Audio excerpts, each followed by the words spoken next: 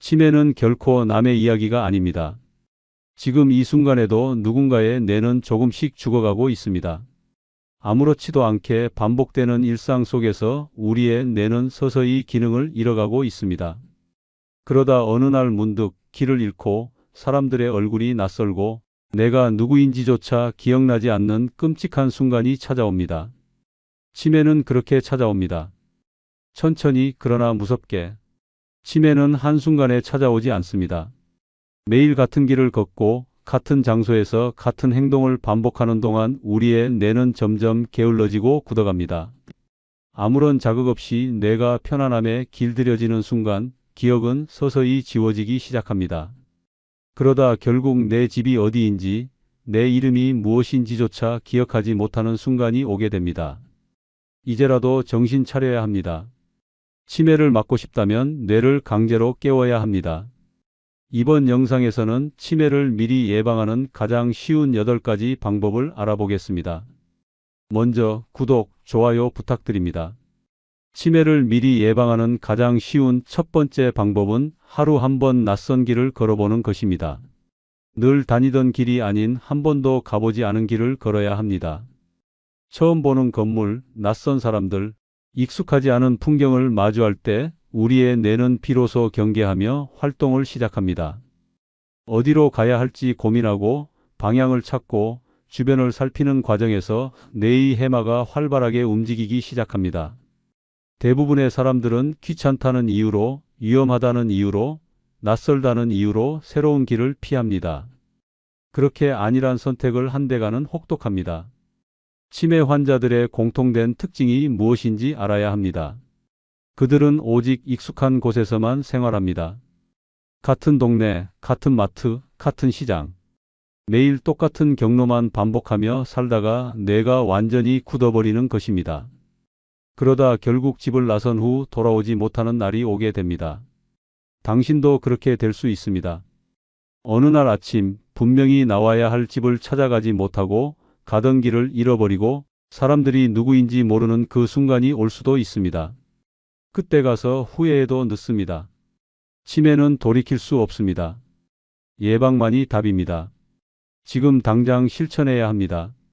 오늘도 같은 길을 걷고 있다면 일부러라도 다른 길로 돌아가야 합니다. 한 번도 가보지 않은 골목을 들어가 보고 낯선 상점을 기웃거리고 지도를 보면서 길을 찾아야 합니다. 머리가 어지럽고 복잡하고 순간적으로 방향 감각이 사라지는 기분이 들 수도 있습니다. 하지만 바로 그 순간 당신의 뇌는 다시 깨어나고 있습니다. 치매에 걸리고 싶지 않다면 익숙함 속에서 안주하지 않아야 합니다. 편안한 길만 고집하다 보면 결국 당신의 미래는 어둠뿐입니다. 지금 당장 새로운 길을 걸어야 합니다. 그것이 당신의 기억을 지키는 유일한 방법입니다. 두 번째 방법은 반대손을 사용하는 것입니다. 치매는 조용히 그러나 확실하게 당신을 무너뜨립니다. 어느 날 문득 이름이 생각나지 않고 익숙한 길이 낯설어지고 손에 익었던 물건조차 어색하게 느껴지는 순간이 옵니다. 그때가 되면 이미 늦습니다. 뇌는 한번 망가지기 시작하면 되돌릴 수 없습니다. 더 이상 머뭇거릴 시간이 없습니다. 지금 당장 당신의 뇌를 깨워야 합니다. 당신이 평생 오른손잡이로 살았다면 왼손을, 왼손잡이라면 오른손을 사용해야 합니다. 반대손을 사용하면 뇌는 갑자기 혼란에 빠집니다. 익숙했던 동작이 낯설어지고 쉽게 했던 일들이 어려워집니다. 하지만 바로 그 순간 뇌는 다시 살아납니다. 치매를 예방하는 가장 강력한 자극이 시작되는 것입니다. 매일 같은 손으로 밥을 먹고 같은 손으로 글씨를 쓰고 같은 손으로 문을 열고 닫습니다. 뇌는 변화를 싫어합니다. 익숙한 패턴에 길들여지면 점점 기능이 둔해집니다. 그렇게 조금씩 천천히 뇌가 퇴화하다가 결국 기억을 잃고 맙니다. 이제부터라도 반대손을 사용해야 합니다. 처음에는 어색하고 불편할 것입니다. 하지만 그 불편함이 바로 뇌를 살리는 신호입니다. 반대손으로 칫솔을 잡고 이를 닦아야 합니다. 반대손으로 숟가락을 들고 밥을 먹어야 합니다. 반대손으로 리모컨을 눌러야 합니다. 스마트폰을 반대손으로 잡고 조작해야 합니다. 처음에는 답답하고 시간이 오래 걸릴 것입니다. 하지만 바로 그 순간 뇌는 깨어나고 있습니다. 뇌는 새로운 자극을 원합니다. 똑같은 일상을 반복하면 뇌는 점점 무뎌지고 결국 스스로 기능을 멈추게 됩니다. 하지만 반대손을 사용하면 뇌의 좌우 균형이 맞춰지고 새로운 신경망이 형성됩니다. 뇌가 새롭게 연결되고 기억력이 강화되며 사고력이 높아집니다. 이것이야말로 치매를 막는 강력한 무기입니다. 주변을 보십시오. 치매에 걸린 사람들을 보십시오. 그들이 언제부터 기억을 잃기 시작했는지 아십니까? 매일 같은 손만 사용하고 같은 행동만 반복하면서 뇌를 썩혀왔기 때문입니다. 그리고 결국 아무것도 기억하지 못하는 사람이 되었습니다. 당신도 그렇게 되고 싶습니까? 반대손을 사용하십시오. 지금 당장 칫솔을 바꾸고 숟가락을 바꾸고 글씨를 반대손으로 써보십시오. 뇌가 불편해할수록 당신의 기억은 더 강해질 것입니다. 치매가 당신을 덮치기 전에 먼저 반격해야 합니다. 머뭇거릴 시간이 없습니다. 지금 당장 시작해야 합니다. 세 번째는 뇌를 깨우는 아침 루틴 만들기입니다. 아침을 어떻게 시작하느냐에 따라 당신의 뇌가 살 수도 있고 죽을 수도 있습니다. 하루를 멍하게 시작하면 뇌도 멍해지고 반복적인 생활에 길들여진 뇌는 점점 기능을 잃어갑니다. 그렇게 나도 모르는 사이 뇌는 굳어지고 기억은 희미해지며 결국 치매라는 끔찍한 현실이 찾아옵니다. 치매 환자들의 공통점이 무엇인지 아십니까? 그들은 똑같은 일상을 반복합니다. 눈 뜨면 습관처럼 TV를 켜고 멍하니 시간을 보내고 몸도 머리도 제대로 움직이지 않은 채 하루를 흘려보냅니다. 그렇게 몇 년을 보내다 보면 어느 순간 기억이 흐려지고 말수가 줄어들고 결국 자신의 존재마저 잃어버리는 것입니다. 뇌를 깨우는 아침 루틴을 만들어야 합니다. 무기력한 하루의 시작이 치매를 부르고 활기찬 하루의 시작이 뇌를 살립니다. 침대에 누운 채로 멍하니 시간을 보내는 것이 아니라 일어나자마자 뇌를 강제로 깨우는 습관을 만들어야 합니다. 눈을 뜨자마자 기지개를 켜며 몸을 움직여야 합니다. 스트레칭을 하면서 뇌에 산소를 공급해야 합니다. 움직이지 않으면 뇌는 활성화되지 않고 기능이 점점 저하됩니다. 차가운 물로 얼굴을 씻고 거울을 보며 스스로에게 인사를 해야 합니다. 나는 누구인가? 스스로를 확인하고 말을 건네는 순간 뇌는 깨어나기 시작합니다. 아침에는 반드시 새로운 정보를 뇌에 넣어야 합니다. 신문을 읽든 책을 보든 간단한 암산을 하든 뇌를 움직이게 만들어야 합니다. 같은 뉴스, 같은 프로그램만 반복해서 보면 뇌는 더 이상 새로운 것을 받아들이려 하지 않습니다. 매일 다른 정보를 접하며 뇌를 자극해야 합니다. 목소리를 내어 말하는 것도 중요합니다. 침묵하는 시간이 길어질수록 언어를 담당하는 뇌의 기능이 퇴화됩니다. 아침마다 스스로에게 말을 걸고 소리 내어 책을 읽고 하루 계획을 말하는 습관을 가져야 합니다. 그래야 치매로 인해 언어 능력을 잃어가는 비극을 막을 수 있습니다. 무엇보다 아침부터 무기력하게 TV 앞에 앉는 습관을 버려야 합니다. TV를 켜는 순간 당신의 뇌는 활동을 멈추고 수동적인 상태에 빠집니다. 뇌를 깨우려면 몸을 움직이고 스스로 생각하는 시간을 늘려야 합니다. 아침은 하루의 시작이 아니라 뇌 건강을 좌우하는 중요한 시간입니다. 어떻게 시작하느냐에 따라 당신의 뇌가 살아날 수도 있고 서서히 죽어갈 수도 있습니다. 지금 당장 아침 루틴을 바꾸십시오.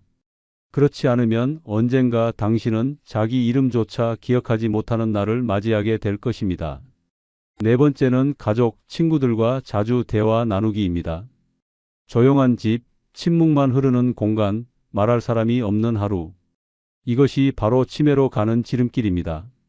대화를 멈추는 순간 뇌는 빠르게 퇴화합니다.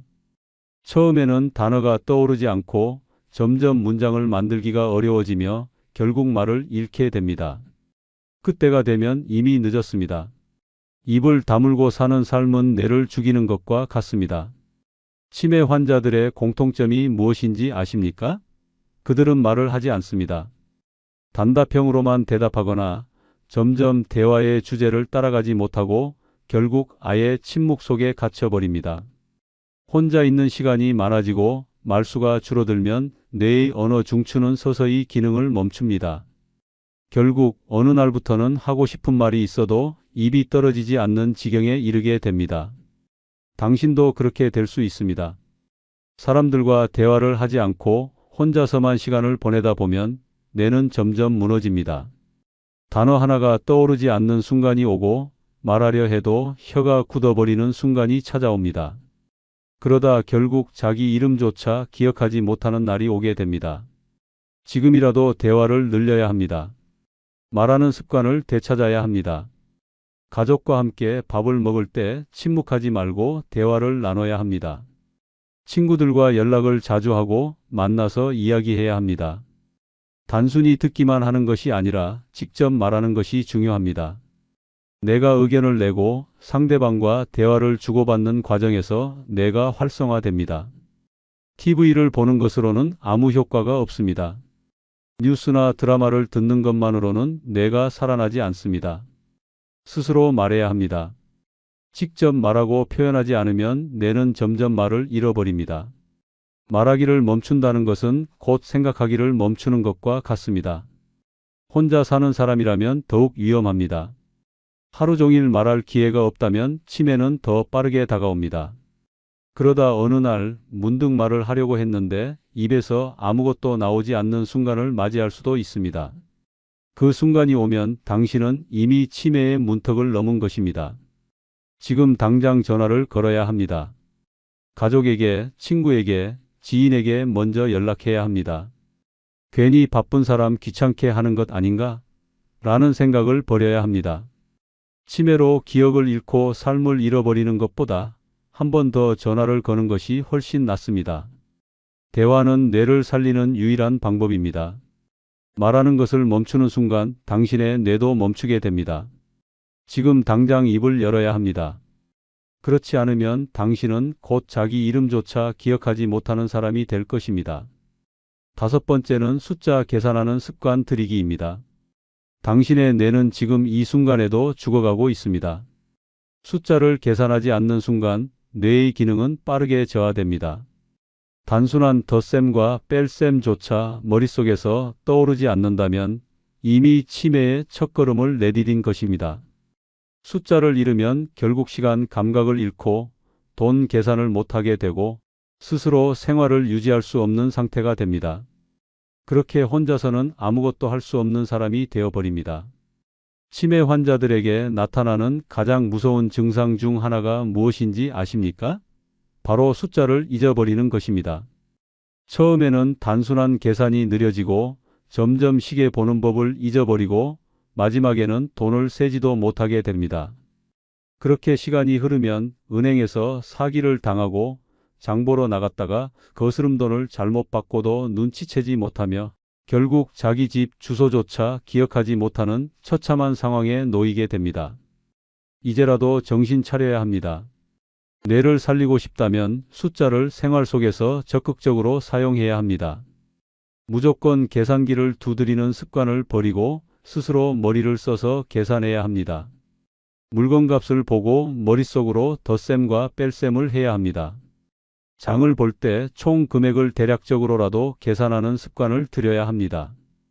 식당에서 밥값을 낼 때 계산기를 꺼내기 전에 먼저 머릿속으로 더해 보십시오. 하루에 최소한 한 번은 숫자로 머리를 써야 합니다. 버스 도착 시간을 보고 몇 분 후에 도착하는지 계산해 보고 일주일 뒤 날짜를 머릿속으로 계산해 보며 스스로 훈련해야 합니다. 이런 사소한 습관이 당신의 뇌를 지키는 강력한 방패가 됩니다. 무서운 사실을 알려드리겠습니다. 숫자를 잊으면 결국 길을 잃게 됩니다. 시간 감각이 사라지고 날짜 개념이 흐려지면 오늘이 몇 월 며칠인지도 모르고 살아가게 됩니다. 그러다 길을 나섰다가 집을 찾지 못하는 일이 벌어집니다. 처음에는 단순한 계산 실수 같지만 결국 자기 이름조차 기억하지 못하는 상태로 이어지게 됩니다. 지금이라도 숫자를 생활 속에서 적극적으로 사용해야 합니다. 단순한 습관 하나가 당신의 기억을 지킬 수도 있고 당신을 치매로 몰아넣을 수도 있습니다. 지금 당장 계산하는 습관을 들이십시오. 그렇지 않으면 머지않아 스스로를 잃어버리는 날이 올 것입니다. 여섯 번째는 사회활동 참여하며 사람들과 교류하기입니다. 혼자 있는 시간이 많아질수록 당신의 뇌는 빠르게 죽어갑니다. 집안에 틀어박혀 TV만 보고 사람들과의 교류를 끊는 순간 뇌는 급격히 퇴화합니다. 처음에는 말수가 줄어들고 점점 얼굴이 어두워지며 결국 세상과 완전히 단절된 채 잊혀지는 존재가 됩니다. 그렇게 아무도 찾지 않는 사람이 되어버립니다. 치매 환자들의 공통점을 아십니까? 그들은 혼자 있는 시간이 많았습니다. 가족과 대화하지 않고 친구를 만나지 않고 사회활동을 하지 않으면서 점점 뇌가 굳어버린 것입니다. 사람들과 어울리지 않으면 뇌는 스스로 기능을 멈춥니다. 인간관계 속에서 상대방의 말을 듣고 대답하고 생각하는 과정이 뇌를 끊임없이 자극하는데 그걸 멈추는 순간 뇌는 빠르게 무너져 갑니다. 한번 상상해 보십시오. 아침에 눈을 떴는데 오늘 하루 누구와도 한마디도 하지 않고 지나간다면 어떨까요? 내 이야기를 들어줄 사람도 함께 웃을 사람도 없습니다. 시간이 지나면서 말하는 방법을 잊어버리고 감정을 표현하는 법도 잊어버립니다. 그러다 결국 자신의 존재조차 희미해지는 순간이 오고 맙니다. 사회활동을 하지 않으면 당신은 결국 세상에서 사라집니다. 처음에는 단순한 귀찮음이었겠지만 점점 외출이 줄어들고 사람들과 멀어지고 끝내는 혼자가 편하다는 착각에 빠지게 됩니다. 하지만 그것은 편안함이 아닙니다. 그것은 뇌가 활동을 멈췄다는 신호이며 당신의 삶이 서서히 끝나가고 있다는 경고입니다.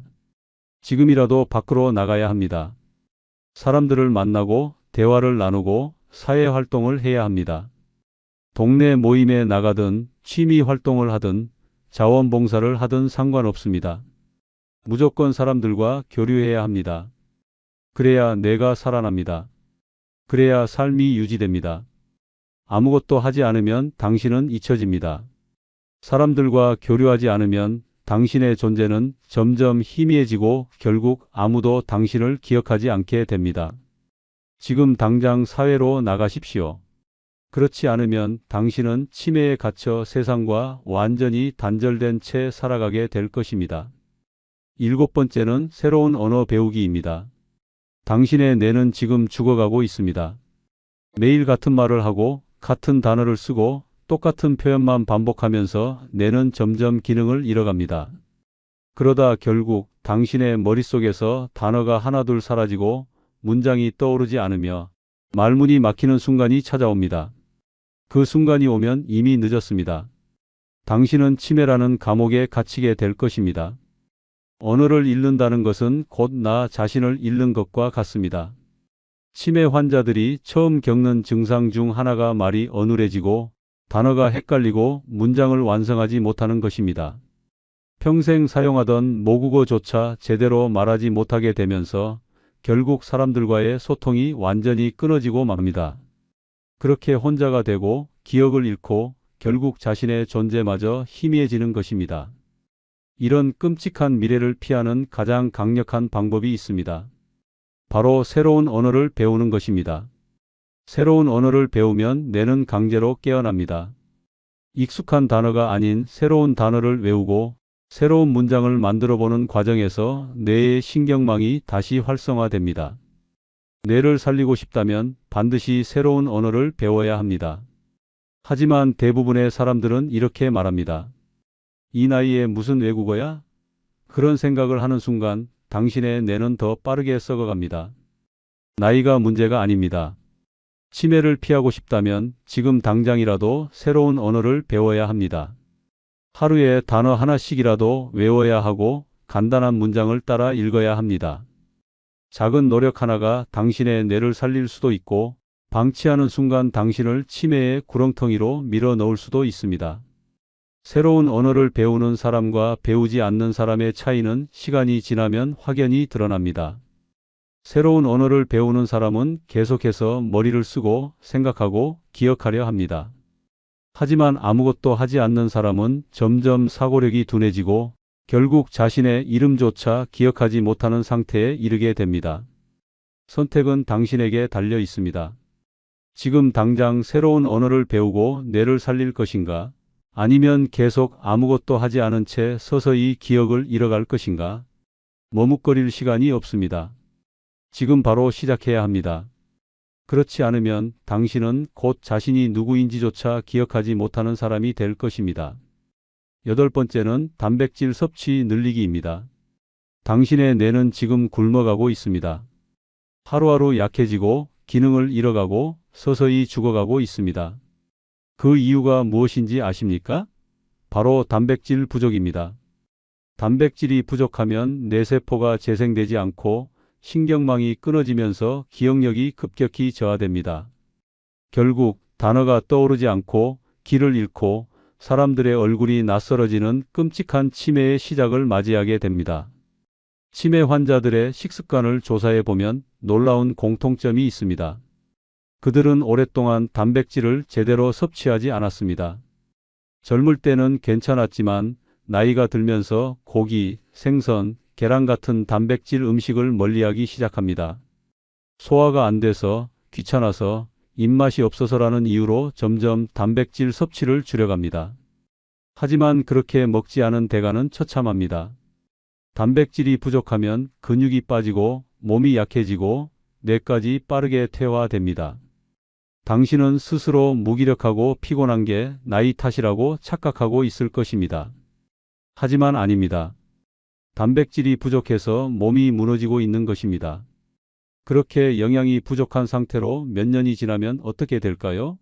결국 뇌세포는 더 이상 활동하지 못하고 기억력이 사라지며 치매로 인해 자신의 이름조차 기억하지 못하는 날이 오게 됩니다. 당신도 그렇게 될 수 있습니다. 어느 날 아침 식탁에 앉았는데 숟가락을 어떻게 드는지 기억이 나지 않는 순간이 올 수도 있습니다. 단백질이 부족하면 신경 전달 물질이 제대로 작동하지 않고 뇌의 연결고리가 끊어지면서 서서히 모든 걸 잃어버리게 됩니다. 이제라도 단백질 섭취를 늘려야 합니다. 매일 일정량의 단백질을 반드시 먹어야 합니다. 고기, 생선, 계란, 두부, 콩 같은 단백질 음식을 충분히 섭취해야 합니다. 특히 아침에 단백질을 챙겨 먹는 것이 중요합니다. 하루의 시작을 단백질로 채워야 뇌가 깨어나고 활발하게 움직일 수 있습니다. 나이가 들었으니 적게 먹어야 한다. 이것은 가장 위험한 생각입니다. 먹지 않으면 당신의 뇌는 더 빠르게 죽어갈 것입니다. 고기는 부담스러워서 이런 생각도 버려야 합니다. 단백질이 부족하면 당신은 점점 힘을 잃고 결국 침대에서 일어날 수도 없게 될 것입니다. 단백질이 곧 당신의 기억과 생명을 지키는 마지막 방어선입니다. 오늘부터라도 단백질 섭취를 늘리십시오. 그렇지 않으면 당신의 뇌는 조용히 그러나 확실하게 사라져 갈 것입니다. 끝까지 시청해 주셔서 감사합니다.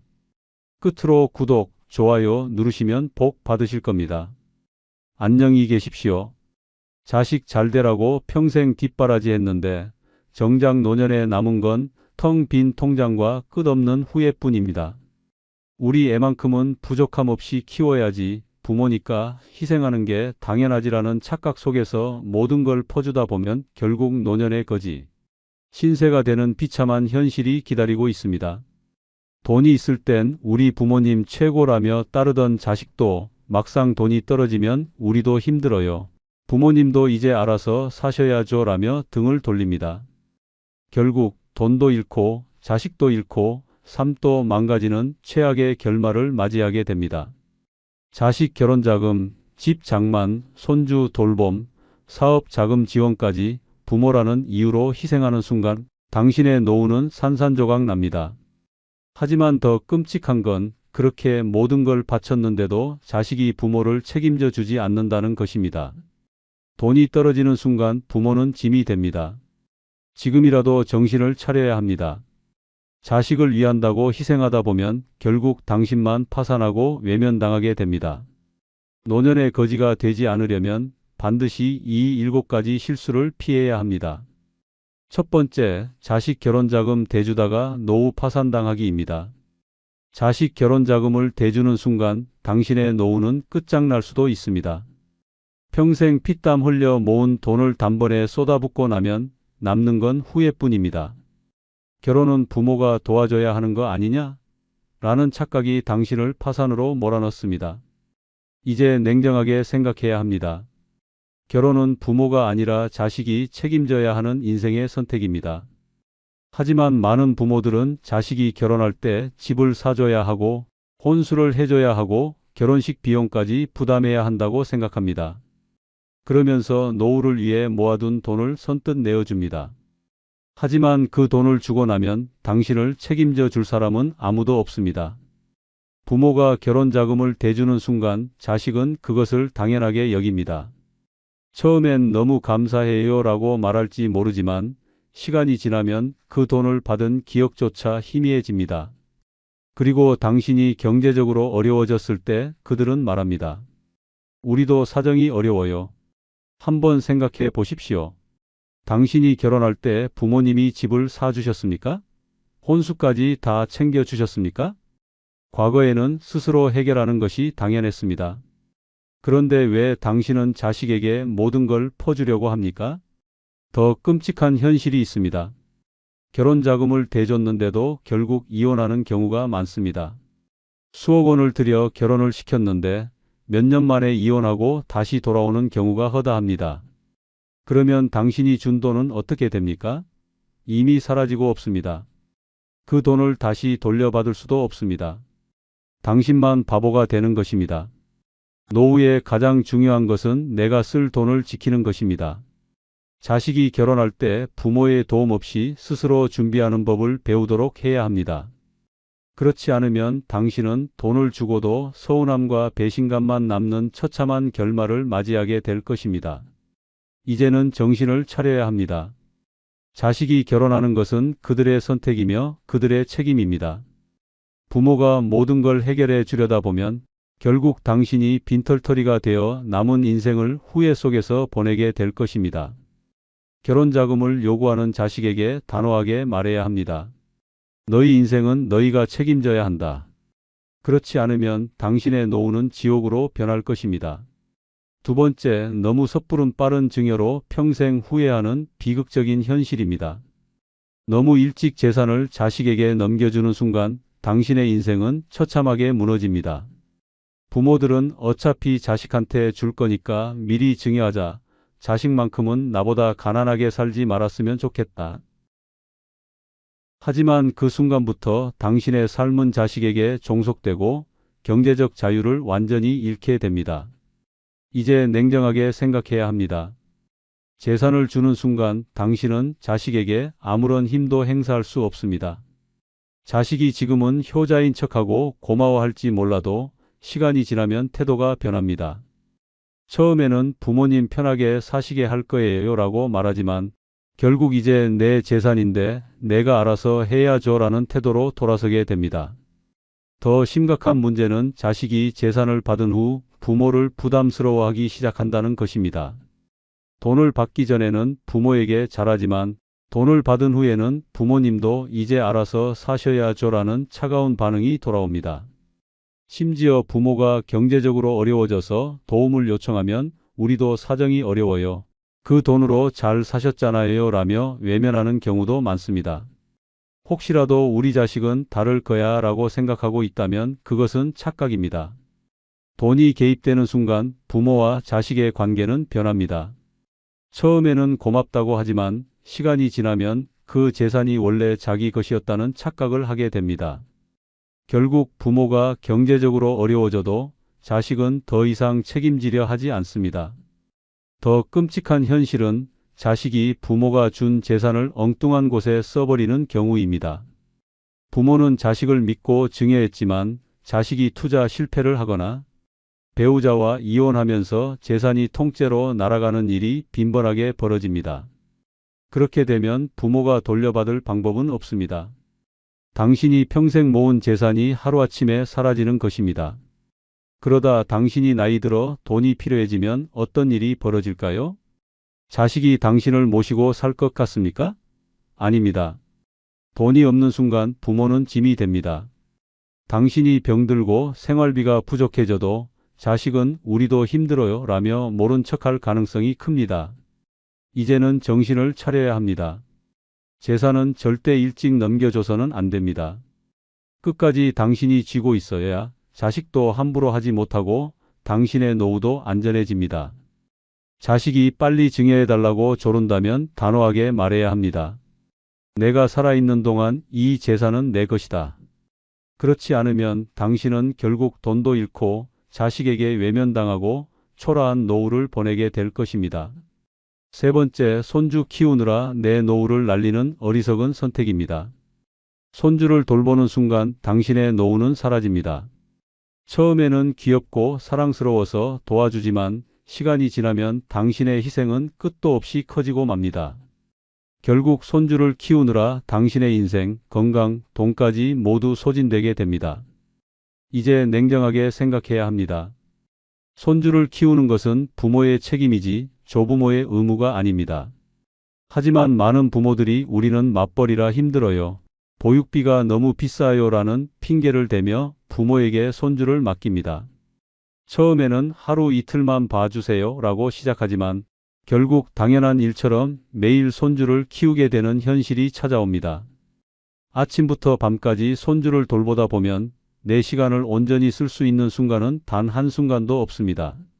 밥을 먹어도 손주 밥을 먼저 챙겨야 하고 나가고 싶어도 손주를 봐야 하니 꼼짝도 못합니다. 무릎이 아파도 안아줘야 하고 피곤해도 놀아줘야 하고 밤이 되면 기진맥진한 채 무너집니다.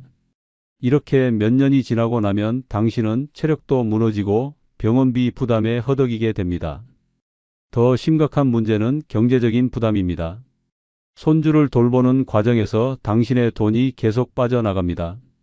장난감, 간식, 옷, 학용품까지 손주에게 필요한 모든 것을 조부모가 대신 사주는 경우가 허다합니다. 당신의 연금, 당신의 저축, 당신의 생활비가 빠져나가면서 당신은 점점 경제적으로 궁지에 몰립니다. 혹시라도 나중에 자식이 보답하겠지라고 기대하고 있다면 큰 착각입니다. 부모가 손주를 키워준 것이 당연한 일이 되어버리면 감사함은 사라지고 조부모의 희생이 마땅한 것으로 여겨지게 됩니다. 그러다 몸이라도 아파서 손주를 더 이상 돌볼 수 없게 되면 자식들은 말합니다. 그럼 우리가 어떻게 하라는 거예요? 이제는 정신을 차려야 합니다. 손주는 사랑할 대상이지 내 인생을 희생하면서까지 키울 존재가 아닙니다. 손주를 돌보는 것이 아니라 내 노후를 돌보는 것이 더 중요합니다. 더 늦기 전에 단호하게 말해야 합니다. 손주는 내가 키워라. 나는 내 인생을 살겠다. 그렇지 않으면 당신은 결국 돈도 건강도 자유도 잃고 후회 속에 살아가게 될 것입니다. 네 번째, 자식한테 집을 물려줬다가 쫓겨나는 비극적인 현실입니다. 자식에게 집을 물려주는 순간 당신은 거리로 내몰릴 수도 있습니다. 평생 피땀 흘려 마련한 집을 어차피 자식한테 줄 거니까 미리 증여하자. 자식 명의로 해두는 게 좋겠지라는 안일한 생각으로 넘겨주면 그 대가는 혹독하게 돌아옵니다. 결국 자식의 집에서 눈치 보며 살거나 심지어 내 집에서 쫓겨나는 끔찍한 현실을 맞이하게 됩니다. 이제 냉정하게 생각해야 합니다. 집을 넘겨준 순간 당신은 더 이상 그 집의 주인이 아닙니다. 자식이 아무리 효자인 척해도 상황이 바뀌면 태도도 바뀝니다. 처음에는 같이 살아요, 편하게 계세요 라고 하지만 시간이 지나면 우리도 힘들어요, 엄마, 아빠도 알아서 좀 하세요 라는 말이 돌아오게 됩니다. 그러다 보면 결국 부모는 자기 집에서조차 설 자리를 잃고 철저하게 외면당하는 현실을 맞이하게 됩니다.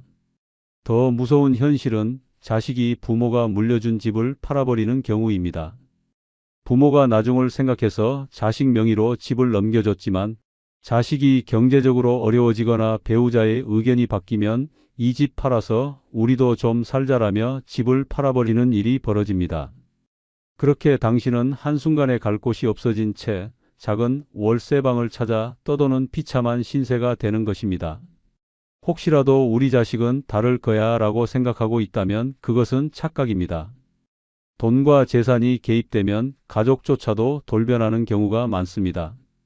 부모가 건강할 때는 같이 살아야 한다고 하지만 나이가 들어 병들고 힘이 없어지면 부담스러운 존재로 취급받기 시작합니다.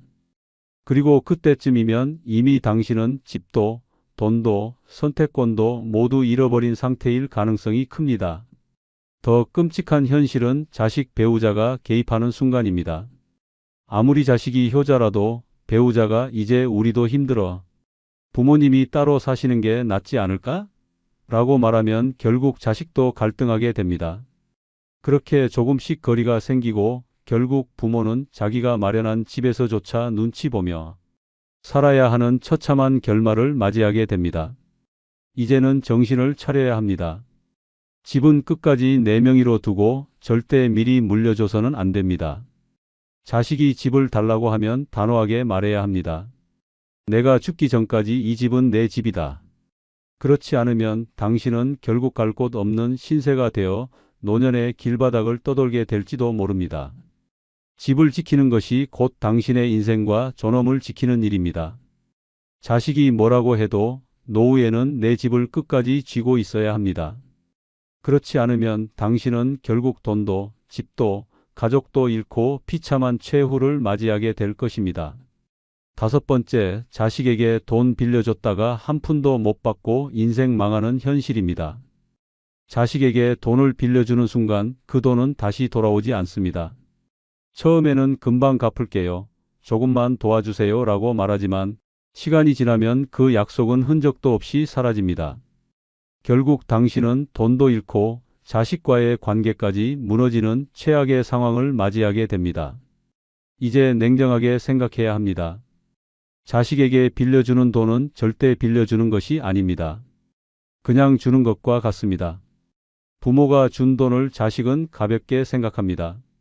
어차피 우리 부모님이니까라는 생각이 깔려 있기 때문입니다. 빌려준 돈을 갚기는커녕 오히려 시간이 지나면 부모가 그 돈을 준 것도 잊어버리는 경우가 태반입니다. 더 심각한 문제는 한 번 돈을 빌려주면 끝이 없다는 것입니다. 처음에는 이번 한 번만이라고 하지만 다음번에는 더 큰 금액을 요구합니다. 부모가 쉽게 돈을 내어주면 자식은 계속해서 손을 벌립니다. 결국 당신은 자식을 돕는다는 명목으로 평생 모은 돈을 모두 쏟아붓고 남는 건 빈손뿐인 비참한 현실을 맞이하게 됩니다.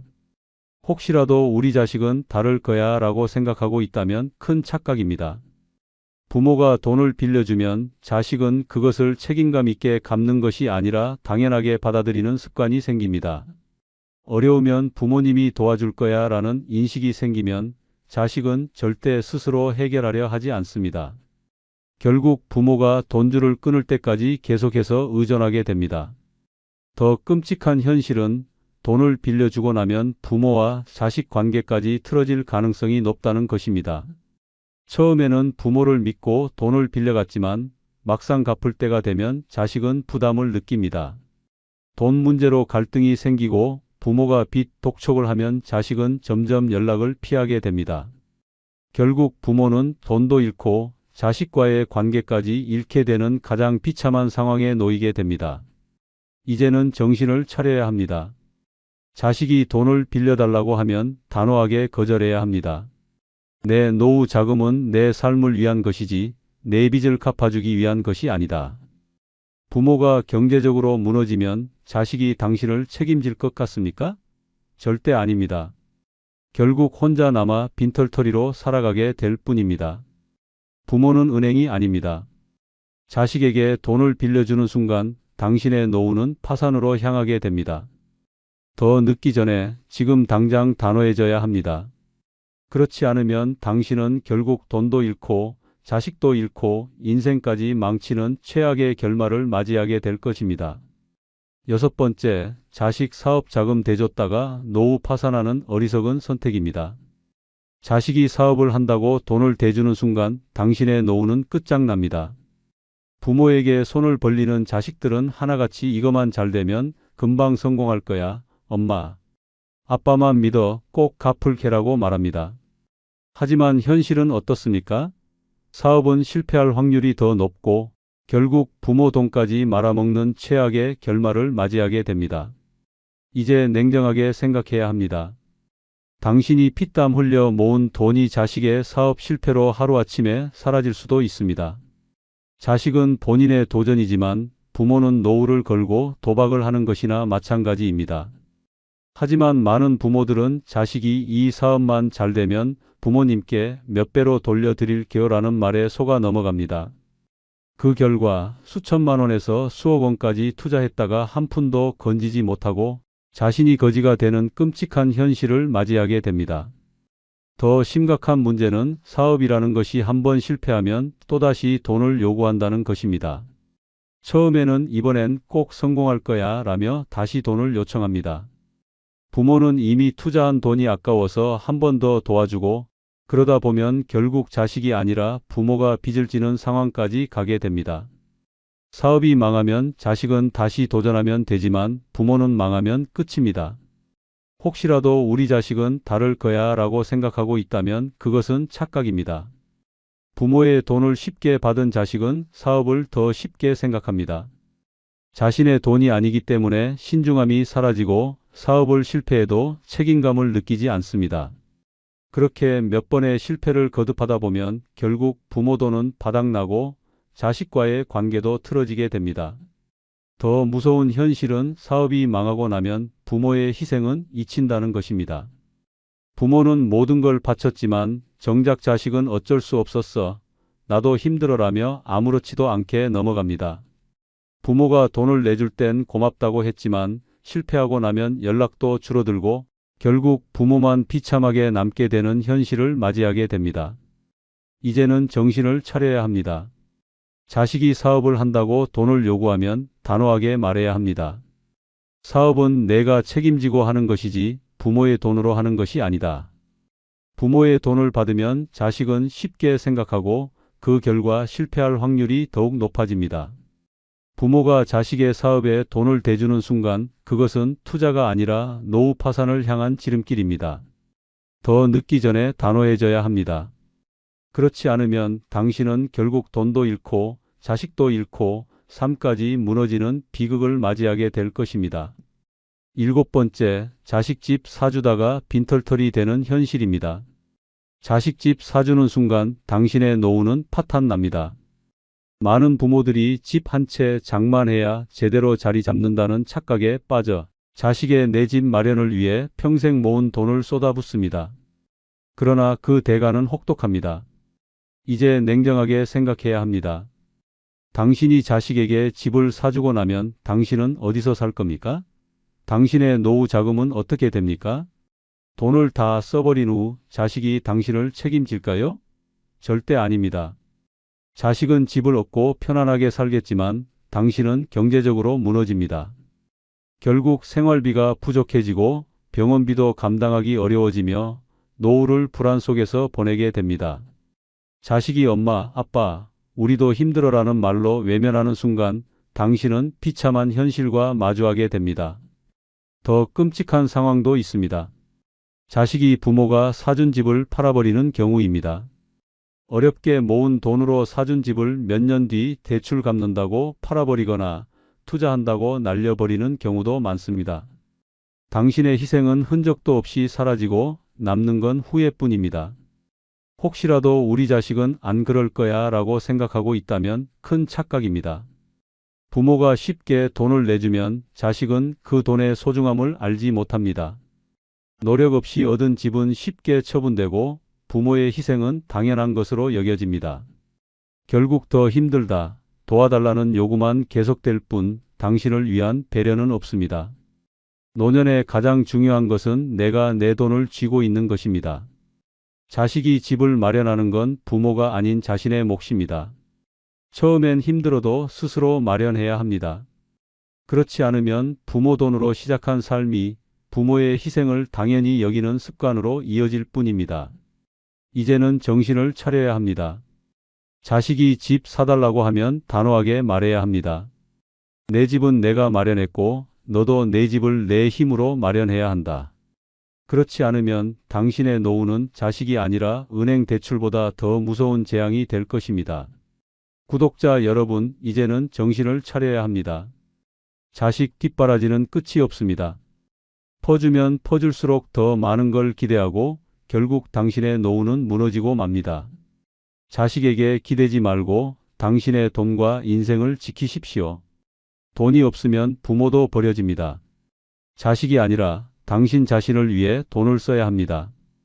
그렇지 않으면 당신의 노후는 비참한 후회와 함께 끝나게 될 것입니다. 끝으로 구독, 좋아요, 멤버십 가입 부탁드립니다. 감사합니다. 이번 영상은 70세 정할머니가 10살 연하와 재혼하고 벌어진 드라마틱한 이야기를 들려드리겠습니다. 먼저 구독, 좋아요 부탁드립니다. 정할머니는 여느 때처럼 혼자서 저녁 식사를 마쳤습니다. 혼자 사는 지 10년이 넘었지만 여전히 밥상을 마주할 때마다 허전함이 느껴졌습니다. 한때 이 테이블에는 남편과 자식들이 둘러앉아 도란도란 이야기를 나누곤 했지만 이제는 오직 TV 소리만이 집안을 채울 뿐이었습니다. 그녀의 남편은 10년 전 먼저 세상을 떠났습니다. 자식들은 모두 제 가정을 꾸려 바쁘게 살고 있었고 점점 연락도 뜸해졌습니다. 낮에는 그럭저럭 시간을 보낼 수 있었습니다. 시장에 가고 근처 공원에서 지인들과 수다도 떨며 하루를 보내면 괜찮았습니다. 하지만 밤이 되면 상황이 달라졌습니다. 밤은 유독 길고 적막했습니다. TV를 틀어놓아도 라디오를 켜놓아도 쓸쓸함은 사라지지 않았습니다. 깊어지는 외로움 속에서 문득 이런 생각이 들었습니다. 내가 이렇게 혼자 늙어가도 괜찮은 걸까? 한때는 혼자 사는 것도 나쁘지 않다고 여겼습니다. 오랜 결혼 생활 동안 희생하고 맞춰야 했던 삶에서 벗어나 오롯이 자신을 위한 삶을 살고 있다고 생각했습니다. 하지만 나이가 들수록 혼자라는 것이 편안함보다 두려움으로 다가왔습니다. 밤에 갑자기 몸이라도 아프면 어쩌지? 혹시라도 넘어져서 일어나지 못하면 누가 날 도와줄까? 누군가 곁에 있어준다면 이 적막한 시간이 덜 외롭지 않을까? 이대로 혼자 늙어가는 것이 맞는 걸까? 정할머니는 침대에 누워 눈을 감았습니다. 하지만 쉽게 잠이 들지 않았습니다. 베개에 얼굴을 묻고도 눈을 감은 채 뒤척이고도 여전히 외로움이 그녀를 감쌌습니다. 누군가 내 옆에서 따뜻하게 손을 잡아주면 얼마나 좋을까? 이따금씩 친구들이 재혼을 권유하기도 했습니다. 이 나이에 무슨 재혼이냐며 웃어넘겼지만 요즘 들어 그 말이 자꾸만 머릿속을 맴돌았습니다. 실제로 몇몇 지인들은 늦은 나이에 좋은 사람을 만나 재혼 후 행복하게 살고 있다고 했다. 그들의 밝은 얼굴을 보면 혹시 나도 다시 사랑할 수 있을까? 하는 희망이 피어올랐습니다. 나도 다시 한번 누군가를 만나볼까? 그렇지만 망설여졌습니다. 혹시라도 재혼을 했다가 후회하면 어쩌지? 낯선 사람과 다시 관계를 만들어가는 것이 쉽지 않을 텐데 이미 늙은 나이에 새로운 사람을 받아들이는 게 가능할까? 혼자 사는 삶이 외롭지만 재혼이 정답일까? 이 고민이 밤새도록 그녀의 머릿속을 떠나지 않았습니다. 그렇게 깊어지는 밤, 외로움은 더욱 깊어졌습니다. 정할머니는 아침이 되자마자 창문을 활짝 열었습니다. 상쾌한 공기가 들어오긴 했지만 마음속 공허함은 여전했습니다. 밤새 외로움에 잠 못 이루던 생각이 계속 머릿속을 맴돌았습니다. 이제는 정말 누군가가 필요할지도 몰라.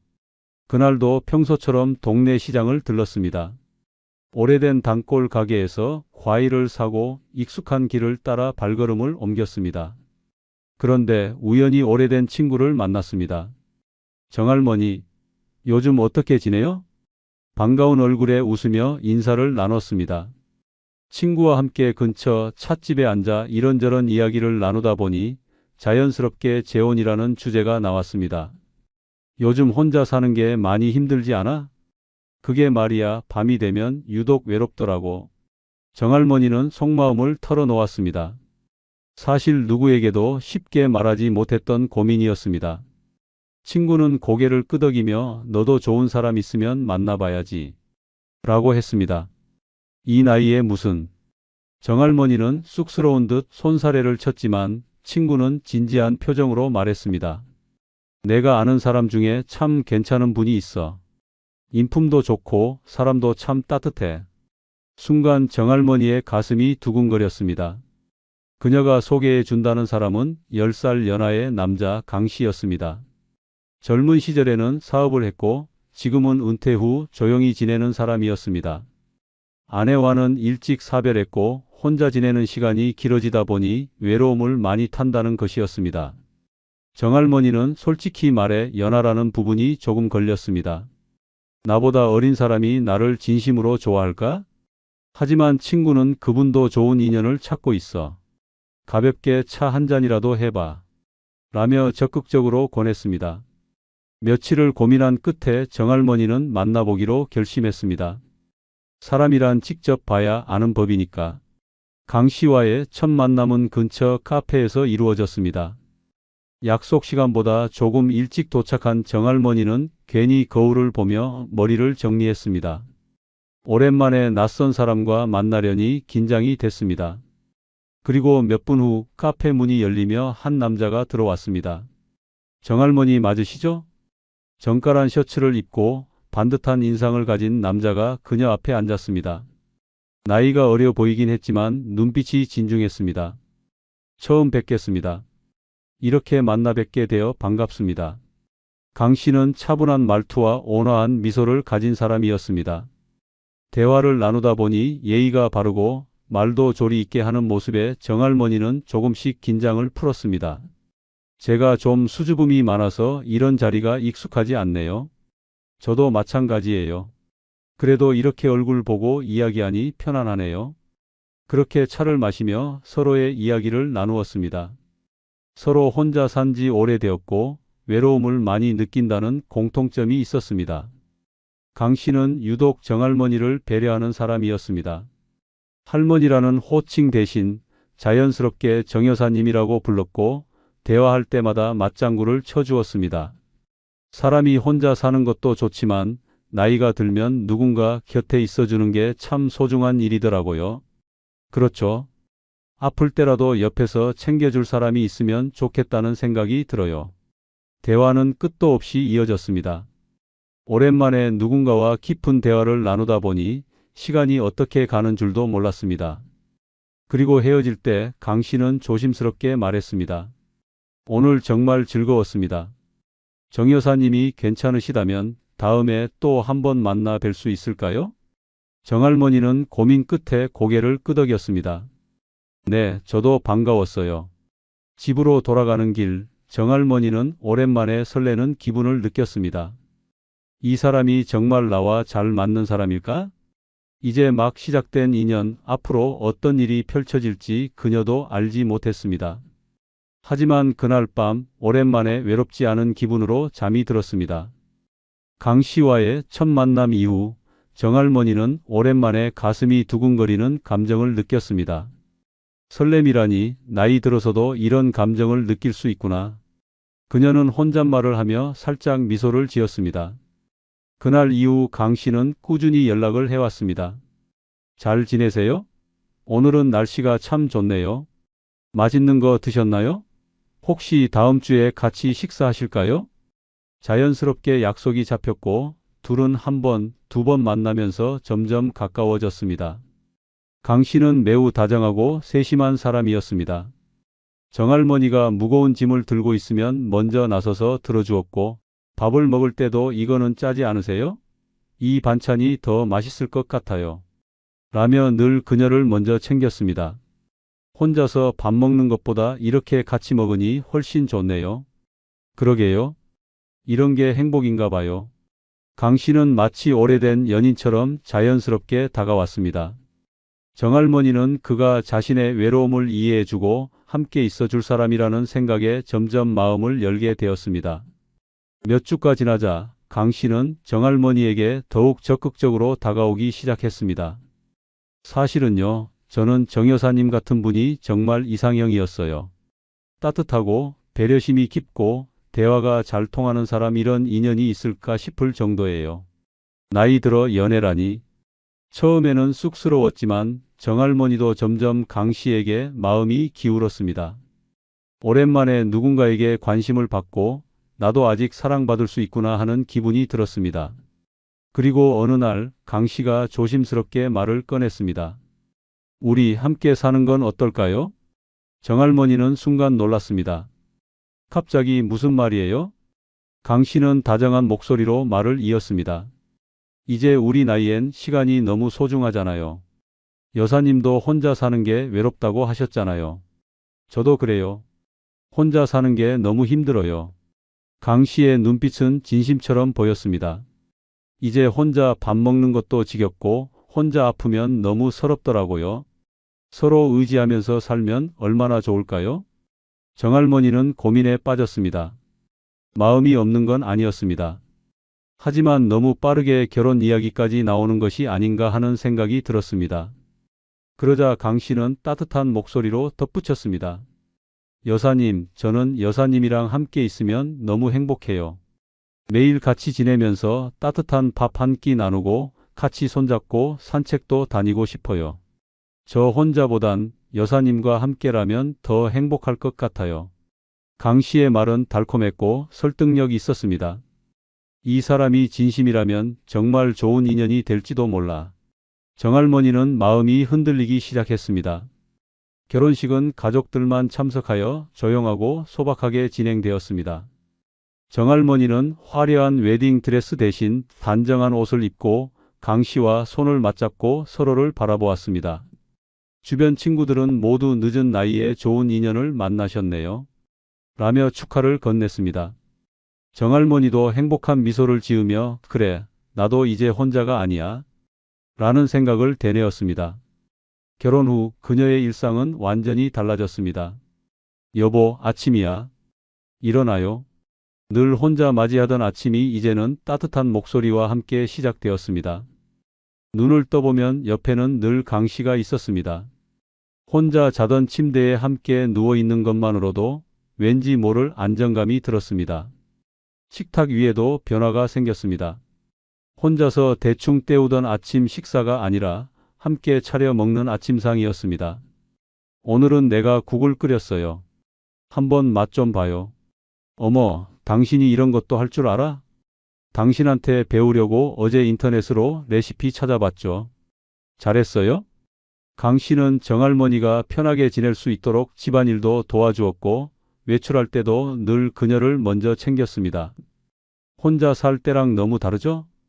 그러게요. 이렇게 누군가랑 같이 있는 게 이렇게 든든한 일인지 몰랐어요. 정할머니는 문득 밤마다 느꼈던 외로움과 허전함이 사라졌다는 걸 깨달았습니다. 밤이 되면 정할머니는 더 이상 적막한 방에서 혼자 잠들지 않았습니다. 침대 옆에는 늘 강 씨가 있었습니다. 따뜻한 체온이 느껴지는 사람과 함께 있다는 것이 이렇게도 마음을 편안하게 해줄 줄은 몰랐습니다. 어느 날 밤 강 씨는 조용히 그녀의 손을 잡았습니다. 여보, 잠이 안 와요? 정할머니는 부끄러운 듯 고개를 돌렸지만 오랜만에 느껴보는 설레는 감정에 입가에 미소가 번졌습니다.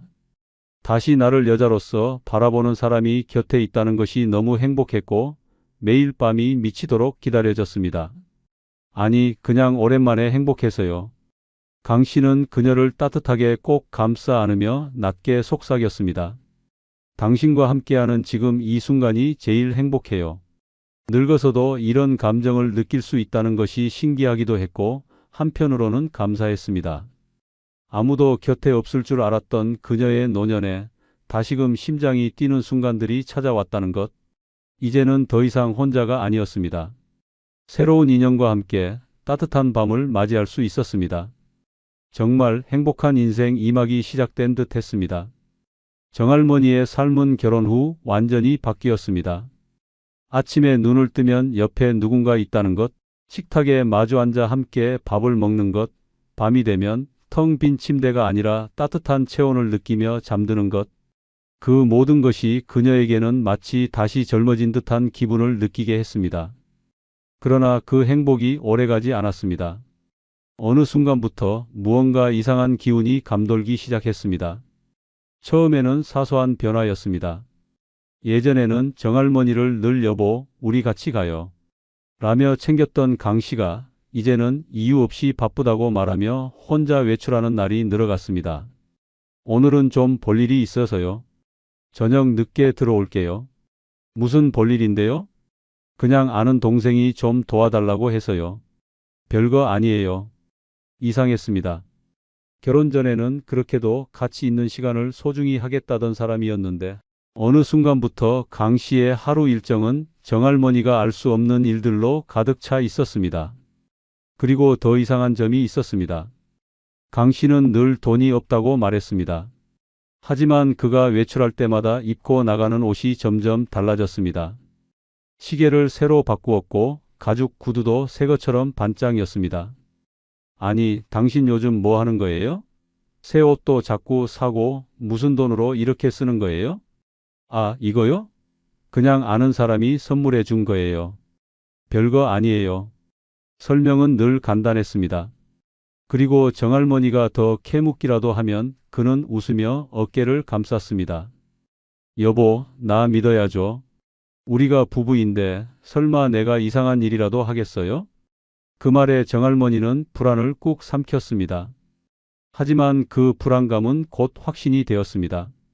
어느 날 강 씨가 화장실에 간 사이 거실에 놓아둔 그의 휴대폰이 울렸습니다. 정할머니는 무심코 화면을 바라보았습니다. 사랑하는 우리 오빠. 그녀는 순간 머리가 띵해졌습니다. 그녀가 알기로 강 씨에게 여동생은 없었습니다. 휴대폰이 계속 울렸습니다. 주저하다가 정할머니는 결국 전화를 받았습니다. 오빠, 나 오늘 너무 심심해. 우리 언제 봐? 달달한 목소리였습니다. 그리고 그 목소리는 정할머니를 한순간에 얼어붙게 만들었습니다. 강 씨는 화장실에서 나와 깜짝 놀란 얼굴로 그녀를 쳐다보았습니다. 정할머니는 그의 휴대폰을 던지듯이 내려놓으며 말했습니다. 설명 좀 해보시죠. 이게 대체 뭐예요? 강 씨의 표정이 굳어졌습니다. 그리고 그 순간 정할머니는 알았습니다. 지금까지 그녀가 꿈꾸었던 행복이 완벽한 착각이었다는 것을. 정할머니는 심장이 터질 듯한 분노를 억누르며 강 씨를 바라보았습니다. 설명해 보세요. 이게 대체 뭐예요? 그녀가 던진 휴대폰 화면에는 사랑하는 우리 오빠라는 이름이 선명하게 남아 있었습니다. 강 씨는 당황한 기색이 역력했습니다. 그러나 곧 표정을 가다듬고 천연덕스럽게 웃으며 말했습니다. 아, 그거요? 오해예요, 여보. 그냥 친한 후배예요. 나한테 의지하는 동생 같은 존재예요. 정할머니는 싸늘한 눈빛으로 그를 노려보았습니다. 그런 후배랑 이런 말투로 연락을 주고받나요? 오빠, 나 심심해. 이게 그냥 후배라고요? 강 씨는 애써 웃으며 그녀의 손을 잡으려 했지만 정할머니는 단호하게 손을 뿌리쳤습니다. 그 순간 그녀는 온몸이 떨릴 정도로 차가운 진실을 깨달았습니다. 이 사람 나를 속이고 있었어. 그날 밤 정할머니는 잠을 이루지 못했습니다. 자신을 따뜻하게 감싸주던 손길, 다정하게 건네던 말들, 그리고 결혼 후 함께했던 순간들 모든 것이 가짜였다는 생각이 들었습니다. 다음 날 아침 그녀는 평소보다 일찍 일어났습니다. 강 씨는 여전히 자고 있었고 그녀는 조용히 그의 휴대폰을 다시 들었습니다. 손이 떨렸지만 확인해야 했습니다. 그리고 그녀가 본 것은 여러 명의 여자들과 주고받은 다정한 메시지들. 자기야, 어제 너무 좋았어. 우리 언제 또 봐? 오빠, 나 용돈 좀 부족해요. 도와줄 수 있어요? 우리 와이프한테는 절대 들키면 안 돼요. 알죠? 그녀는 숨이 멎을 것 같았습니다. 이건 단순한 바람이 아니었습니다. 강 씨는 결혼 전부터 여러 여자들과 관계를 유지하고 있었고 심지어 돈까지 챙겨주고 있었습니다. 그리고 가장 충격적인 것은 그중 한 여자가 그의 진짜 아내라는 사실이었습니다. 정할머니는 손이 떨리는 채로 휴대폰을 계속 넘겼습니다. 메시지 속에서 그녀가 알던 강 씨의 모습은 온데간데 없었습니다. 와이프가 눈치채는 것 같아. 조심해야 해. 그 여자 돈 많아? 얼마 정도 뽑아낼 수 있을 것 같아? 그 순간 그녀는 차갑게 식어가는 현실을 직면했습니다. 강 씨는 그녀와 결혼한 것이 아니라 철저히 그녀의 돈을 노리고 접근했던 것이었습니다. 그리고 그에게는 이미 정식으로 혼인 관계를 맺은 또 다른 여자가 있었다는 것. 그날 저녁 정할머니는 아무 일도 모르는 척 강 씨를 마주했습니다. 여보, 오늘 하루 어땠어요? 그녀의 목소리는 차분했지만 속은 불길처럼 끓고 있었습니다. 강 씨는 아무것도 모른 채 웃으며 대답했습니다. 그냥 평범했어요. 왜 그래요? 피곤해 보여요. 그녀는 억지로 미소를 지었습니다. 그리고 속으로 되뇌었습니다. 이제 끝낼 때가 왔어. 정할머니는 평소와 다름없는 얼굴로 강 씨를 바라보았습니다. 그러나 속으로는 이미 철저한 계획을 세우고 있었습니다. 이대로 당할 수는 없어. 반드시 돌려줘야 해.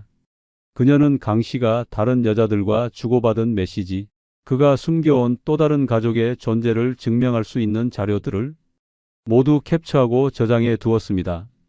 그리고 변호사를 찾아갔습니다. 이 결혼 자체가 사기였습니다. 이 사람을 어떻게든 법적으로 처벌할 방법이 있을까요? 변호사는 정할머니가 가져온 자료들을 꼼꼼히 검토하더니 단호하게 말했습니다.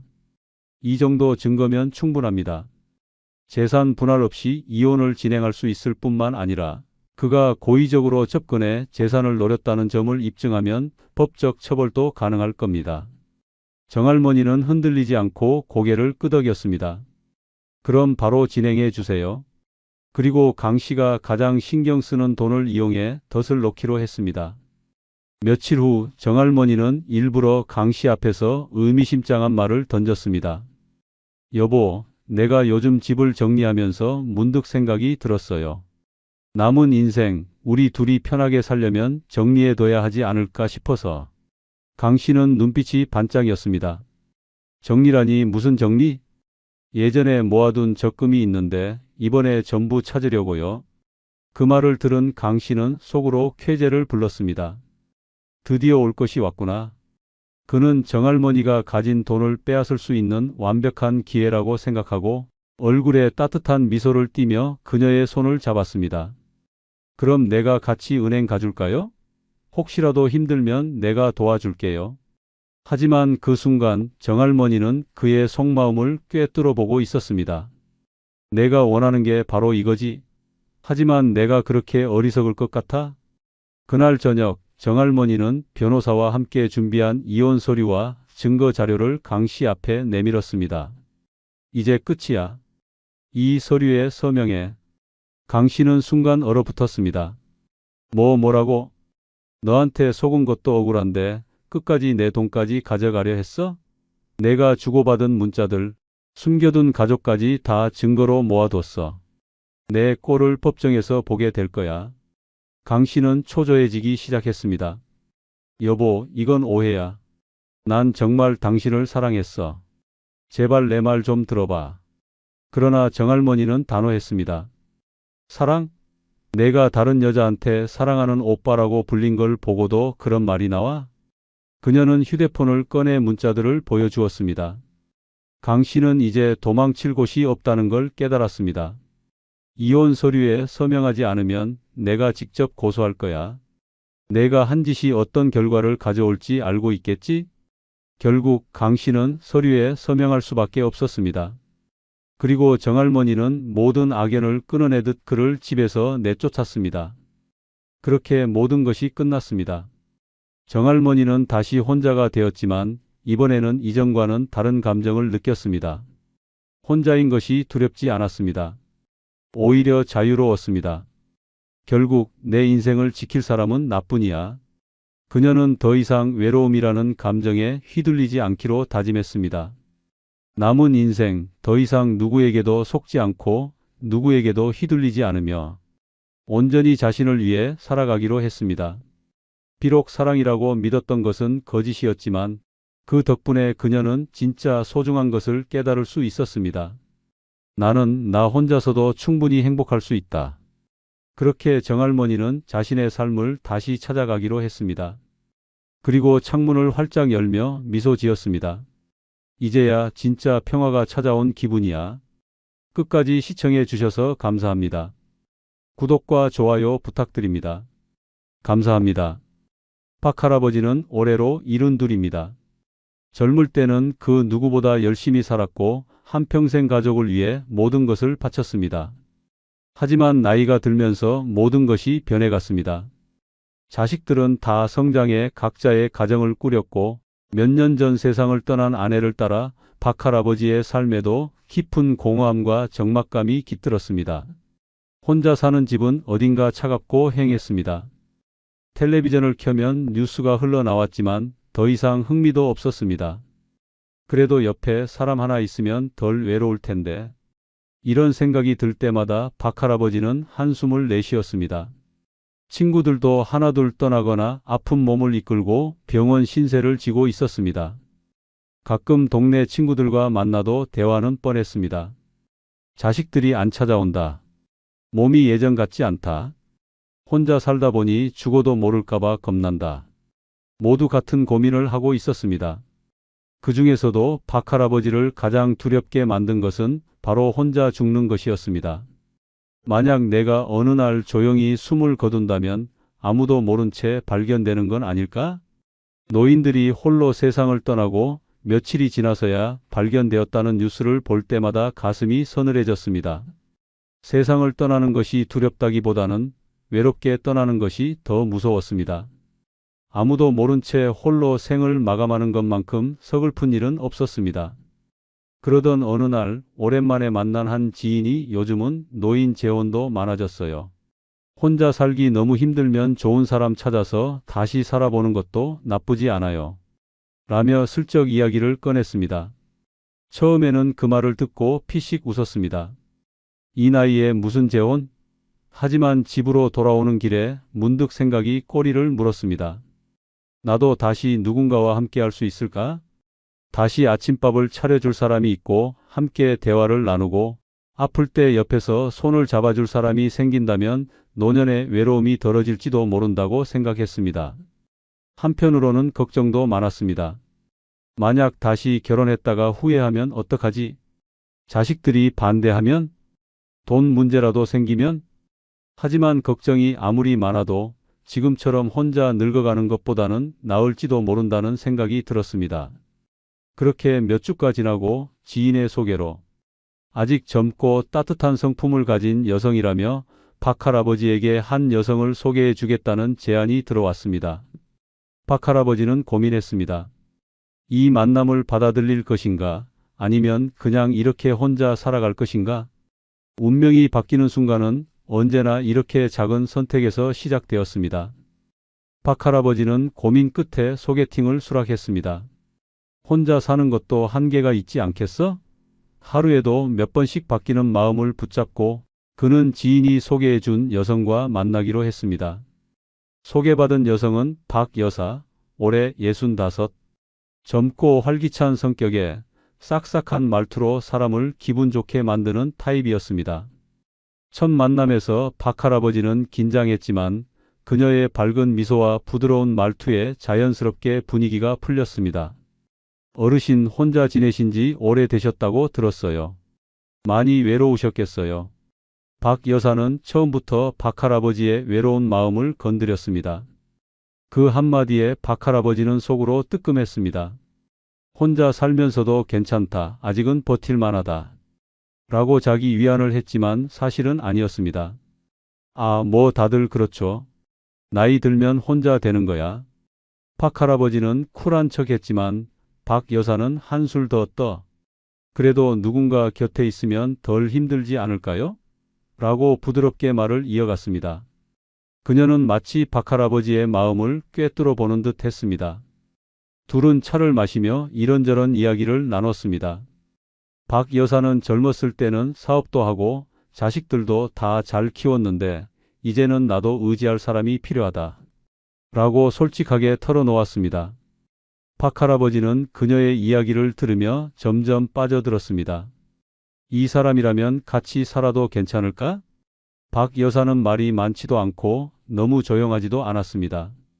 자연스럽게 이야기를 나누면서 박할아버지의 오랜 공허함이 조금씩 채워지는 듯 했습니다. 그날 저녁 집으로 돌아온 박할아버지는 오랜만에 설레는 감정을 느꼈습니다. 혼자 사는 것이 당연했던 지난날과 달리 누군가와 함께하는 미래를 그려보게 된 것입니다.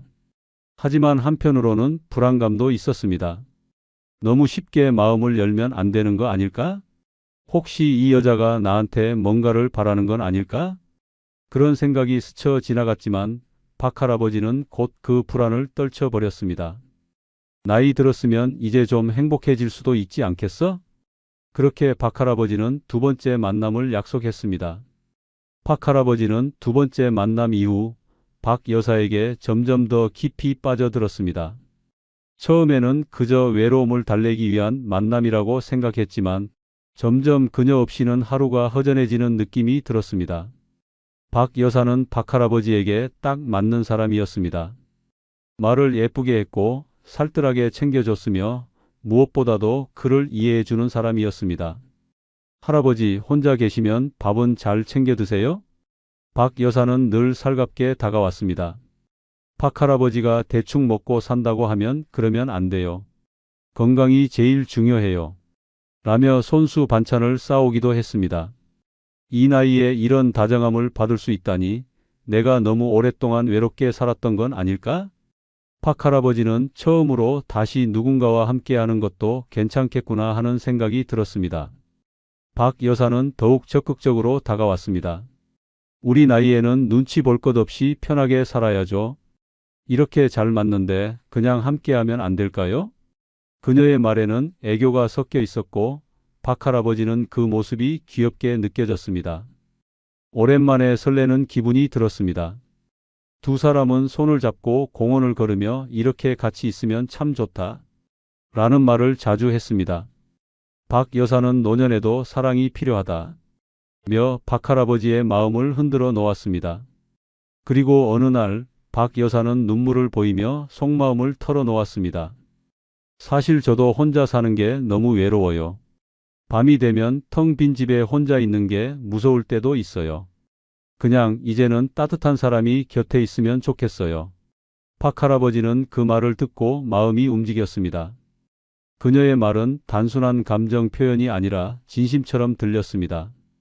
이제 혼자 남은 인생, 누군가와 함께하는 것도 나쁘지 않겠어. 박 할아버지는 점점 박 여사에게 마음을 열었습니다. 그리고 마침내 결정을 내렸습니다. 그래, 이 사람과 다시 가정을 꾸려보자. 그는 자식들에게 재혼을 알릴 준비를 했고 인생의 새로운 시작을 위해 결혼을 결심했습니다. 박 할아버지는 재혼을 결심한 후 박 여사와의 관계가 더욱 깊어졌습니다. 이제 우리 한 집에서 함께 살아도 되는 거 아니에요? 그녀는 박 할아버지를 더욱 적극적으로 다가왔고 둘은 마치 오래된 부부처럼 자연스럽게 어울렸습니다. 박 여사는 살뜰했습니다. 이제 나도 당신 가족이잖아요. 라는 말을 하며 자식들의 건강을 걱정하고 그의 생활에 세심하게 신경 썼습니다. 아침이면 직접 만든 반찬을 들고 와서 이거 당신 몸에 좋대요. 라며 챙겨주었고 몸이 조금이라도 불편하면 병원 가야 하는 거 아니에요? 라며 걱정을 했습니다. 박 할아버지는 더 이상 망설일 이유가 없다고 생각했습니다. 이제 외롭지 않겠구나. 평생을 함께할 사람이 곁에 있구나. 그러나 그는 보지 못했습니다. 그녀의 관심과 배려 속에 숨어 있던 의도를. 박 할아버지가 재혼을 결심했다는 소식이 전해지자 자식들은 즉각 반대했습니다. 아버지, 이거 너무 빠른 거 아니에요? 그분이 진짜 좋은 사람인지 어떻게 알아요? 자식들의 반응은 싸늘했습니다. 박 할아버지는 처음에는 그들의 반대를 이해했습니다. 나도 신중하게 생각해봤다. 하지만 이 나이에 혼자 사는 게 너무 힘들다. 그는 자식들에게 설득하듯 말했지만 그들의 태도는 변하지 않았습니다. 우린 아버지가 혼자 계셔서 걱정돼서 그러는 거예요. 그런데 그분을 믿을 수가 없어요. 하지만 박 여사는 달랐습니다. 그녀는 박 할아버지의 손을 꼭 잡으며 속상이었습니다. 자식들이 반대해도 우리 둘이 행복하면 되는 거죠. 나한테는 당신밖에 없어요. 우리는 우리가 결정하면 되는 거잖아요. 박 할아버지는 흔들렸습니다. 자식들이 반대하는 이유도 이해가 됐지만 지금까지 자신을 이렇게까지 생각해 준 사람은 없었습니다. 그는 자식들의 반대를 뿌리치고 박 여사와 함께 살기로 결정했습니다. 재혼 절차는 순식간에 진행됐습니다. 몇 달이 채 지나지 않아 두 사람은 법적으로 부부가 되었습니다. 박 할아버지는 들뜬 마음이었습니다. 이제 나도 새로운 인생을 시작하는 거야. 그러나 결혼을 하자마자 박 여사의 태도가 미묘하게 달라지기 시작했습니다. 이전에는 아침마다 찾아와 직접 음식을 챙겨주고 그의 건강을 걱정하던 그녀가 어느 순간부터 당신도 이제 혼자서 좀 할 줄 알아야 해요. 라며 거리를 두기 시작한 것입니다. 이전 같았으면 식사 챙기셨어요? 라며 다정한 목소리로 안부를 묻던 그녀는 이제 내가 당신 밥 챙겨주는 사람이 아니에요. 라며 냉정한 태도를 보였습니다. 이게 뭐지? 내가 뭔가 잘못한 걸까? 박 할아버지는 처음엔 그녀가 피곤해서 그런가 보다 하고 넘겼습니다. 하지만 며칠이 지나도 그녀의 태도는 전과 같지 않았습니다. 결혼 후 몇 주가 지난 어느 날 박 여사는 갑자기 말을 꺼냈습니다. 우리 앞으로의 삶을 생각하면 재산 문제도 정리해 놓는 게 좋을 것 같아요. 박 할아버지는 순간적으로 당황했습니다. 재산? 노후를 함께 하려면 경제적으로도 안정적이어야 하잖아요. 이제 우리 부부인데 서로 믿고 정리해야 하는 거 아닐까요? 그녀는 처음에는 조심스럽게 말했지만 시간이 갈수록 점점 강한 어조로 말하기 시작했습니다.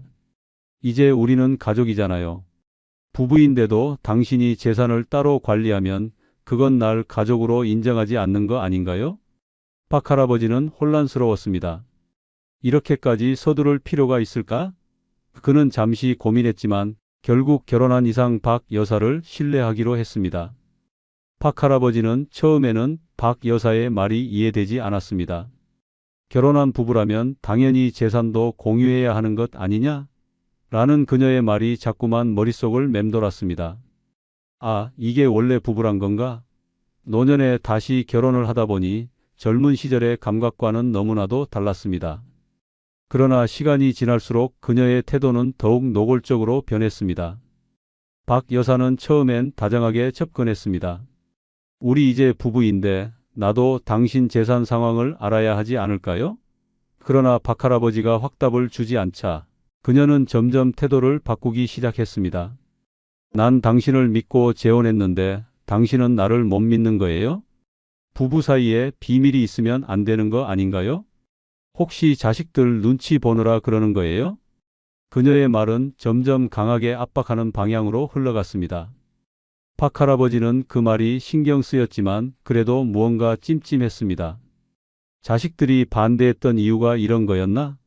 하지만 이미 결혼을 했고 그녀와의 관계를 깨뜨리기에는 너무 늦은 상황이었습니다. 그러던 어느 날 박 여사는 본격적으로 행동에 나섰습니다. 여보, 내 명의로 적금 하나 들어줘요. 집도 공동 명의로 바꿔야 하지 않겠어요? 그래야 내가 당신을 끝까지 돌봐줄 수 있죠. 나도 이제 당신 가족이니까 내 이름으로 된 재산도 있어야 해요. 박 할아버지는 순간 귀를 의심했습니다. 이게 무슨 말이지? 그는 난생 처음 돈 문제로 배우자와 이렇게 불편한 대화를 나누게 될 줄은 몰랐습니다. 그가 말을 아끼자 박 여사는 눈물을 보였습니다. 난 당신이랑 진심으로 살려고 했는데 당신은 나를 한낱 남처럼 취급하는군요. 내가 당신을 위해 이렇게 헌신했는데 나는 뭘 믿고 살아야 하죠? 박 할아버지는 당황했습니다. 정말 내가 너무 각박한 걸까? 그녀가 그동안 자신을 살뜰히 챙겨주고 외로운 시간을 함께해 준 것이 떠올랐습니다. 그리고 결국 그는 그녀의 요구를 받아들이기로 결심했습니다. 그래, 그래도 부부인데 너무 못 믿으면 안 되지. 재산 일부를 그녀에게 양도한 후 박 여사의 태도는 눈에 띄게 달라졌습니다. 예전에는 아침마다 따뜻한 차 한 잔을 챙겨주고 하루에도 몇 번씩 안부를 물어오던 그녀가 이제는 연락이 뜸해졌습니다. 저녁 식탁에서 함께 웃으며 대화를 나누던 그녀가 이제는 핑계를 대며 자리를 피했습니다. 오늘 친구랑 약속이 있어서요. 피곤해서 먼저 잘게요. 무엇보다 박 할아버지가 가장 이상하게 느낀 것은 그녀가 점점 집에 늦게 들어오기 시작했다는 점이었습니다. 처음엔 별거 아닌 줄 알았습니다. 나이 들어도 사람들 만나고 그러는 게 좋은 거지. 그런데 날이 갈수록 그녀의 외출이 잦아졌고 들어오는 시간도 늦어졌습니다. 그러던 어느 날 밤 박 할아버지는 문득 의심이 들었습니다. 이 사람 대체 어디서 뭘 하고 오는 거지? 이제야 조금씩 불안감이 밀려오기 시작했습니다. 박 할아버지는 점점 이상한 느낌을 지울 수 없었습니다. 재산을 양도한 후 그녀의 태도는 눈에 띄게 변했습니다. 따뜻하게 챙겨주던 모습은 점점 사라졌고 함께하는 시간보다 혼자 있는 시간이 늘어났습니다. 이게 다 기분 탓인가? 하지만 의심이 들면 모든 것이 수상해 보이기 시작하는 법입니다. 박 여사는 예전처럼 애정을 표현하지 않았고 다정하게 말을 걸지도 않았습니다. 식사도 각자 챙겨 먹기 시작했고 함께 TV를 보던 일도 사라졌습니다. 어느 날 그녀가 집을 나서면서 이렇게 말했습니다. 나 친구 만나러 나가요. 오늘 늦을 것 같으니까 먼저 주무세요. 그 말에 박 할아버지는 어딘가 석연치 않았습니다. 친구? 그런데 왜 요즘 들어서 이렇게 자주 만나는 거지? 이상한 기분이 들었지만 그는 애써 자신을 다독였습니다. 설마 나한테 숨기는 게 있겠어? 괜한 의심이겠지. 하지만 불안한 마음은 쉽게 가라앉지 않았습니다. 그날 밤 박 할아버지는 평소처럼 TV를 보다가 깜빡 졸았습니다. 그러다 한밤중 문 밖에서 누군가 소곤거리는 소리가 들렸습니다. 그는 순간 잠이 확 깼습니다. 이 시간에 누구지? 조용히 일어나 거실로 나왔고 창문 틈 사이로 바깥을 살폈습니다. 그런데 박 여사가 현관 앞에서 누군가와 이야기를 나누고 있었습니다. 오늘은 내가 먼저 들어갈게. 우리 계획대로 해야지. 그녀가 작게 속삭였습니다. 그 순간 박 할아버지의 심장이 쿵 내려앉았습니다. 계획? 무슨 계획? 더욱 충격적인 것은 그녀와 이야기하던 남자의 얼굴이 보였다는 것이었습니다. 젊은 남자였습니다. 박 할아버지는 온몸에 식은땀이 났습니다. 설마 내가 당한 건가? 그동안의 기억이 머릿속에서 빠르게 스쳐 지나갔습니다. 처음엔 다정한 모습으로 다가왔고 결혼을 하자마자 재산 문제를 언급하기 시작했으며 돈을 일부 넘겨주자마자 태도가 급격히 변했습니다. 그리고 이제 그녀는 집 밖에서 누군가와 은밀한 대화를 나누고 있었습니다. 박 할아버지는 손이 떨렸습니다. 이 사람 처음부터 나를 속였던 건가? 그는 문을 열고 나가고 싶었지만 두려웠습니다. 만약 그녀가 내가 불신받는 거냐?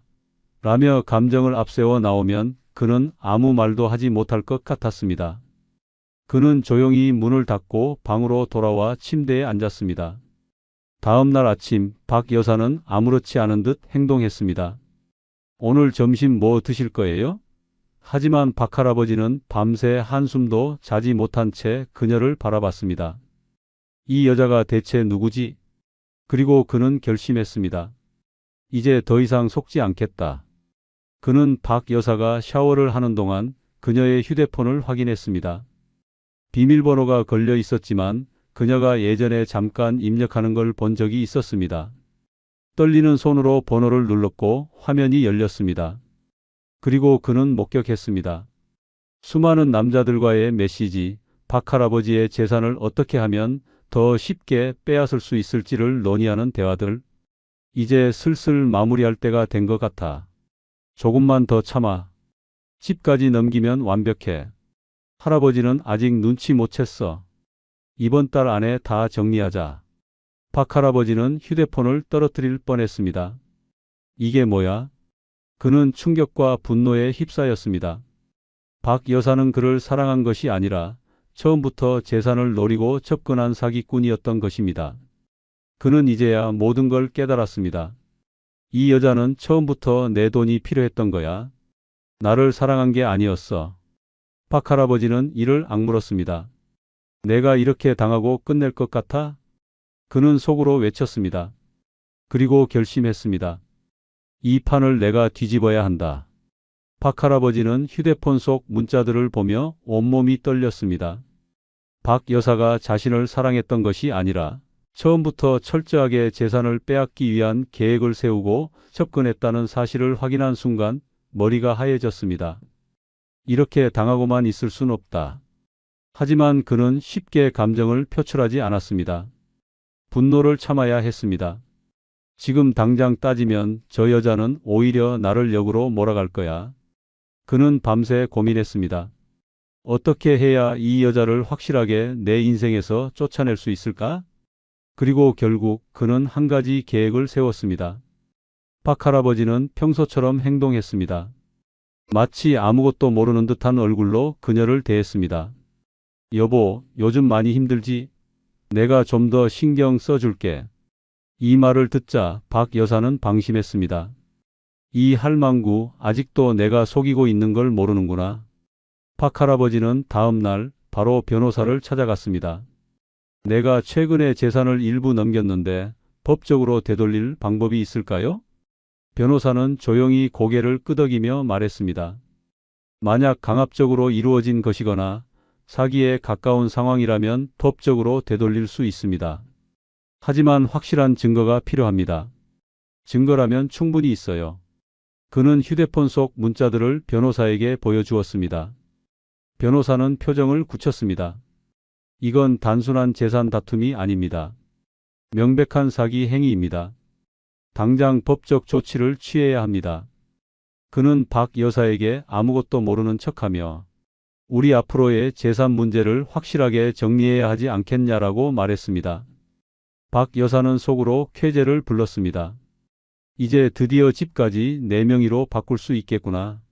며칠 후 박 할아버지는 변호사 사무실에서 그녀를 만났습니다. 박 여사는 잔뜩 기대하며 도장을 찍을 준비를 하고 있었습니다.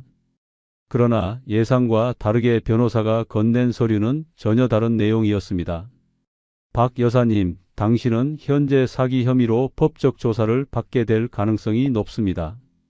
그녀의 얼굴이 순간 창백해졌습니다. 뭐라고요? 박 할아버지는 미소를 지으며 말했습니다. 그동안 속여줘서 고마웠어. 이제 끝이야.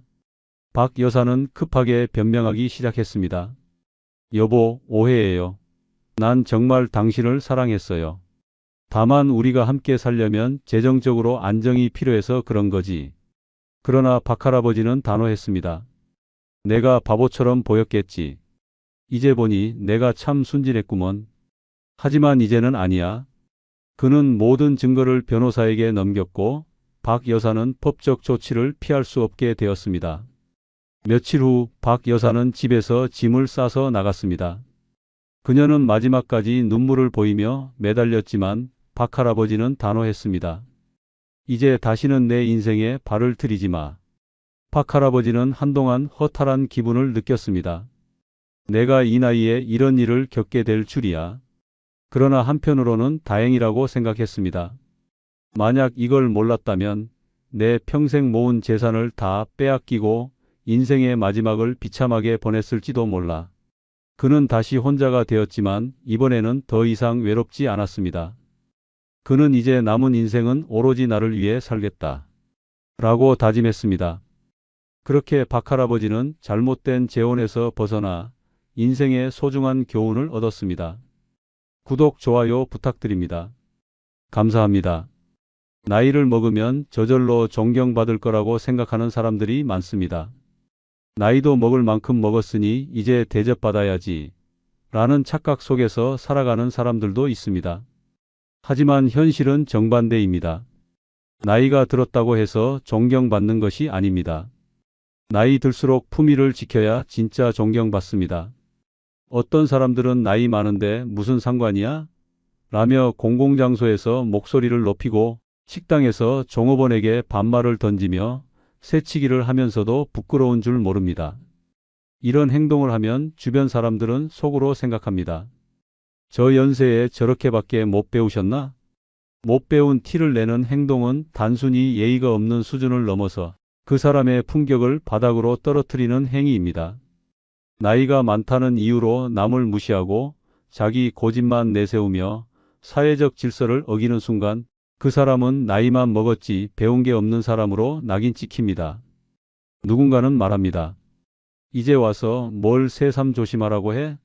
하지만 잘 생각해 보십시오. 지금 당장은 괜찮아 보여도 결국 나중에 사람들은 등을 돌리게 됩니다. 나이 들수록 품격 있는 행동을 해야 마지막까지 존중받으며 살 수 있습니다. 이제부터 어디 가서 이런 행동하면 사람들이 속으로 손가락질한다. 라는 행동들을 하나씩 짚어보겠습니다. 혹시라도 자신이 이런 행동을 하고 있다면 더 늦기 전에 바꿔야 합니다. 존경받으며 나이 들 것인가, 손가락질 받으며 늙어갈 것인가. 선택은 본인의 몫입니다. 첫 번째 행동은 식당에서 종업원에게 반말하고 무례하게 대하는 행동입니다. 식당에서 식사를 하는 것은 단순히 배를 채우는 일이 아니라 타인과의 예의를 지키면서 사회적 관계를 맺는 행위입니다. 그러나 일부 사람들은 나이가 들었다는 이유만으로 종업원을 하대하고 반말을 툭툭 던지며 못 배운 티를 냅니다. 야, 여기 물 좀 줘. 반찬이 이게 뭐야? 이거 당장 치우고 다른 걸로 가져와. 내가 단골인데 서비스 안 줘? 이런 식으로 종업원을 마치 하인처럼 대하는 행동은 주변 사람들까지 인상을 찌푸리게 만듭니다. 나이가 많다고 해서 존중받아야 할 이유는 있지만 그 존중을 강요할 권리는 없습니다. 나이가 들었다고 해서 무조건 높은 사람이 되는 것은 아닙니다. 종업원은 손님을 맞이하는 서비스 직군일 뿐 개인의 종속적인 존재가 아닙니다. 그러나 일부 사람들은 자신이 왕이라도 된 듯한 태도를 보이며 종업원을 막 대합니다. 이런 행동은 오히려 나이 들수록 더 촌스럽고 무례한 사람이라는 인상을 줍니다. 식당이라는 공간은 혼자만의 공간이 아닙니다. 수많은 사람들이 보고 있고 듣고 있습니다. 음식을 나르는 종업원을 향해 소리치는 모습, 반말을 툭툭 던지는 모습, 반찬이 늦게 나온다고 성질을 부리는 모습은 곧 주변의 시선을 모으게 됩니다. 저 할아버지 할머니 왜 저래? 저런 어른이랑 밥 먹으러 가면 너무 창피할 것 같아. 이런 소문은 금방 퍼집니다. 그리고 한번 찍힌 이미지는 쉽게 지워지지 않습니다. 과거에는 어른이 말하면 젊은 사람들이 따르는 시대였습니다. 하지만 지금은 다릅니다. 어른이 먼저 예의를 지켜야 존중을 받는 시대입니다. 종업원에게 반말을 하는 순간 주변 사람들의 시선 속에서 배운 사람이라는 이미지는 사라집니다. 여기요, 물 좀 부탁드립니다. 반찬이 조금 부족한데 더 주실 수 있을까요? 감사합니다. 잘 먹겠습니다. 이렇게 말하는 것이 어려운 일이 아닙니다. 사람이 예의를 갖춘다고 해서 나이가 깎이는 것도 자존심이 상하는 것도 아닙니다. 오히려 주변 사람들은 저 연세에 저렇게 깍듯하시네, 멋지다 라고 생각하며 더 존경할 것입니다. 나이가 들수록 더 지켜야 할 것은 권위가 아니라 품격입니다. 식당에서 종업원을 함부로 대하는 순간 그 사람의 수준은 바닥을 기게 됩니다. 어디 가서 저 사람 참 배운 사람 같아 라는 말을 듣고 싶다면 식당에서 종업원을 대하는 태도부터 바꿔야 합니다. 음식은 맛있게 먹되 사람 대하는 태도는 더욱 품위 있게 하는 것이 진짜 배운 사람의 모습입니다. 두 번째 행동은 공공장소에서 목소리 크게 내는 행동입니다. 식당, 카페, 대중교통, 병원, 공원, 어디를 가든 사람들이 함께 이용하는 공공장소에서는 조용히 하는 것이 기본 예의입니다. 하지만 일부 사람들은 내가 나이도 있고 듣는 것도 불편한데 뭐 어때? 라며 목소리를 높이며 당당하게 행동합니다. 야, 거기 누구야? 오랜만이네? 아이고, 여기 자리 없어?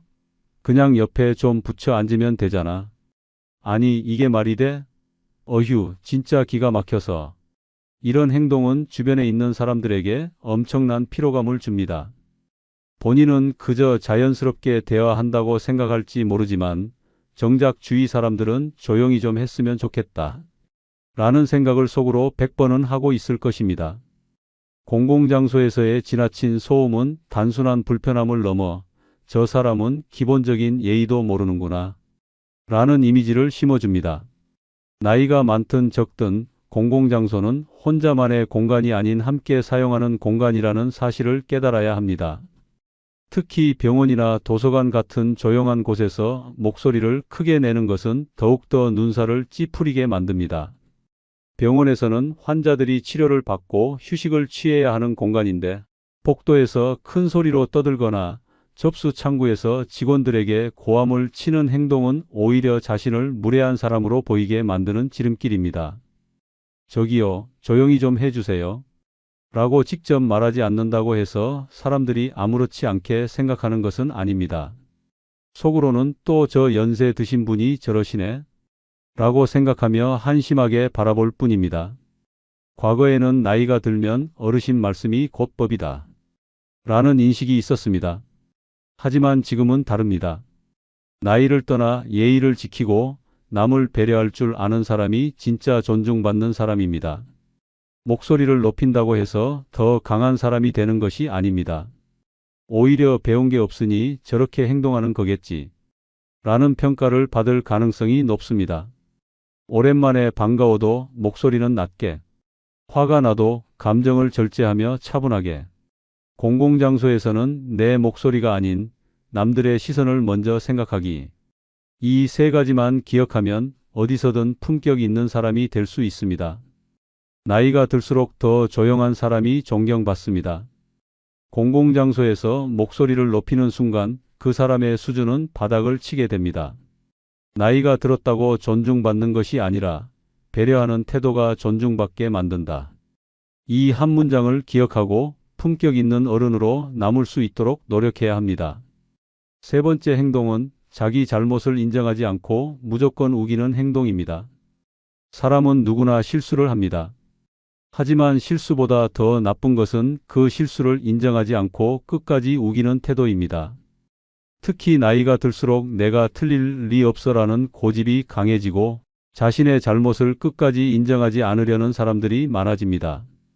아니야. 내가 그렇게 말한 적 없어. 내가 기억하는 게 맞아.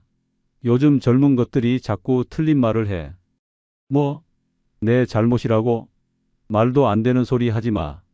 이렇게 자신이 틀렸다는 증거가 나와도 끝까지 우기고 심지어 상대방이 사과해야 하는 상황으로 몰고 가는 사람들이 있습니다. 문제는 이런 행동이 반복될수록 주변에서 점점 사람을 잃게 된다는 것입니다. 처음에는 이해하려고 했던 가족, 친구, 지인들도 결국에는 저 사람하고는 대화가 안 된다. 라며 거리를 두기 시작합니다. 나이가 들었다고 해서 항상 옳은 것은 아닙니다. 세상은 빠르게 변하고 새로운 정보가 계속해서 등장합니다. 하지만 어떤 사람들은 자신의 경험과 기억만을 절대적으로 믿고 자신의 생각과 다르면 무조건 틀렸다고 단정짓습니다. 그러다 보니 젊은 세대와의 대화에서도 문제가 생깁니다. 손주가 스마트폰을 설명하면 예전에는 이런 거 없어도 잘 살았어. 이게 왜 필요해? 라며 새로운 지식을 받아들이지 않으려 합니다. 자녀가 현대식 육아 방식을 설명하면 내가 너 키울 때는 안 그랬어. 다 소용없는 소리야. 라며 과거의 방식을 고집합니다. 이런 태도가 지속되면 결국 주변 사람들은 말이 안 통하는 사람으로 여기고 더 이상 대화를 시도하지 않게 됩니다. 그리고 그렇게 고립된 노년이 시작됩니다. 잘못을 인정하는 것은 부끄러운 일이 아닙니다. 오히려 자신의 실수를 인정하고 깨닫는 것이 진짜 배운 사람의 태도입니다. 내가 잘못 생각했네. 내가 맞다. 이건 내가 몰랐던 부분이네. 알려줘서 고맙다. 내가 실수했네. 미안하다. 이 짧은 말 한마디가 사람을 잃을 수도 다시 붙잡을 수도 있습니다. 나이가 들수록